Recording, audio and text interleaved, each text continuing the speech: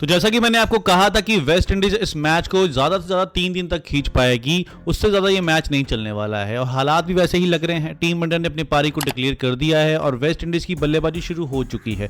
Team India के पास 286 run की lead है और 286 रन बनाना वेस्ट इंडीज़ के लिए मुझे नहीं लगता कोई आसान काम होने वाला है, क्योंकि पहली पारी में वेस्ट इंडीज़ 162 पर ऑल आउट हो गई थी और जैसे जैसे विकेट पुरानी होती है टीम इंडिया की जो कंडीशन होती है वो स्पिन फ्रेंडली हो जाती है और टीम इंडिया के जो स्पिनर हैं वो वेस्ट इंडीज़ के मुकाबले काफ़ी बेहतरीन है और अपनी होम कंडीशन पर खेल रहे हैं। तो तीसरे दिन ही मुझे लगता है 3 सेशन भी शायद कंप्लीट ना हो पाए, उससे पहले ही ये मैच खत्म हो जाएगा। इंडिया के सिर्फ 5 खिलाड़ी आउट हुए जिसमें से 3 शतक लगे और 3 शतक के साथ साथ एक अर्धशतक भी लगा। ये 3 शतक जो लगाए इसमें से एक केएल राहुल ने, एक ध्रुव जुरेल ने और रविंद्र जडेजा ने लगाया और इसके साथ में जो अर्धशतक लगाया वो कप्तान शुभमन गिल ने।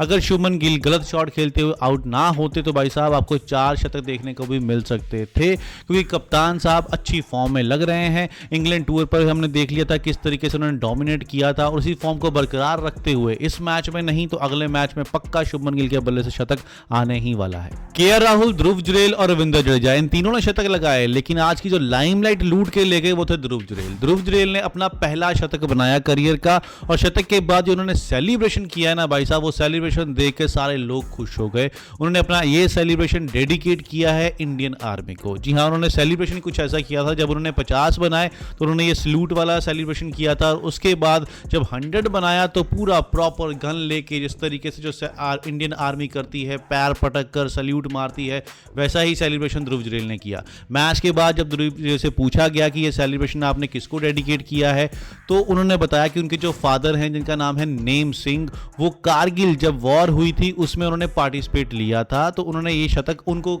डेडिकेट किया है।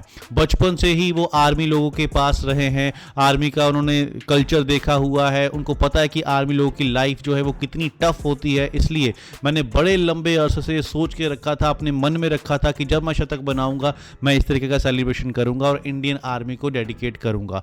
मेरे आने वाले टाइम में फ्यूचर में जितने भी सेलिब्रेशन होंगे वो सारे के सारे इंडियन आर्मी को ही डेडिकेट होंगे, ऐसा कहना था ध्रुव जुरेल का।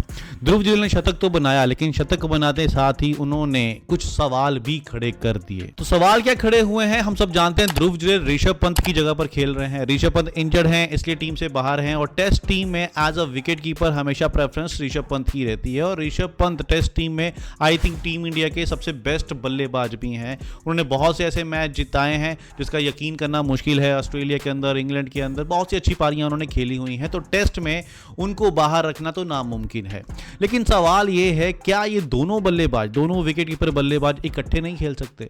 जब टीम इंडिया इंग्लैंड टूर पर थी तब भी मैं ये बात बार बार कहता था कि यार ध्रुव जुरेल को टीम का हिस्सा होना चाहिए। जिस तरीके की वो बल्लेबाजी करता है, जिस तरीके की उसके पास शॉट्स है, आज की इनिंग भी आप देख लीजिए, पूरी बुक वाली शॉट वो खेलता है, किसी तरीके का कोई रिस्क नहीं लेता है। तो ऐसी बल्लेबाजी फॉरेन टूर पर अच्छी हो सकती है। हम बार बार साई सुदर्शन को मौका दे रहे हैं, किसी और खिलाड़ी करुण नायर टाइप को मौका दे रहे हैं, तो क्यों ना हम ध्रुव जुरेल को टीम में रख लें। ध्रुव जुरेल, ऋषभ पंत दोनों साथ में खेलें। एक ऐसा हो सकता है अगर ऋषभ पंत थोड़ा कंफर्टेबल फील नहीं कर रहे हैं तो ध्रुव जुरेल कीपिंग कर सकते हैं, क्योंकि कीपिंग के मामले में ध्रुव जुरेल काफ़ी अच्छे हैं।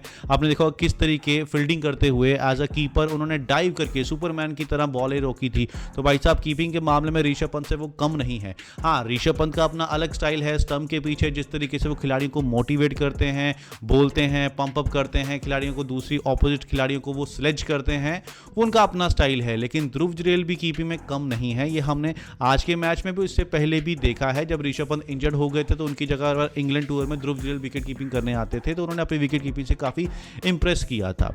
तो मेरा तो यही मानना है कि यार कि ध्रुव जुरेल और ऋषभ पंत दोनों को टीम में होना चाहिए। कोई ज़रूरी नहीं है कि अगर आपने एक विकेट कीपर को खिलाया है तो दूसरे विकेट कीपर को आपने बाहर ही रखना है। मतलब इसमें ध्रुव जुरेल का क्या कसूर है कि वो विकेट कीपर है? आप उसको एज अ बल्लेबाज ही देखो, उसकी बल्लेबाजी देखो कि बल्लेबाजी क्या वो साई सुदर्शन और बाकी जो खिलाड़ी आप टीम में पिक कर रहे हो उससे बेटर कर रहा है कि नहीं कर रहा है, क्या वो अच्छी फॉर्म में चल रहा है कि नहीं चल रहा है। उस हिसाब से आप टीम कॉम्बिनेशन बनाइए। 2 विकेट कीपर भी होंगे तो टीम के लिए बेनिफिट ही होगा। ध्रुव जुरेल ने रविंद्र जडेजा के साथ मिलकर 200 से ऊपर रन की पार्टनरशिप की। रविंद्र जडेजा ने भी अपना शतक कंप्लीट किया। रविंद्र जडेजा जो वर्ल्ड के टेस्ट फॉर्मेट के अंदर नंबर 1 ऑलराउंडर हैं, उन्होंने बताया भाई साहब कि उनको नंबर 1 की रैंकिंग क्यों दी गई है।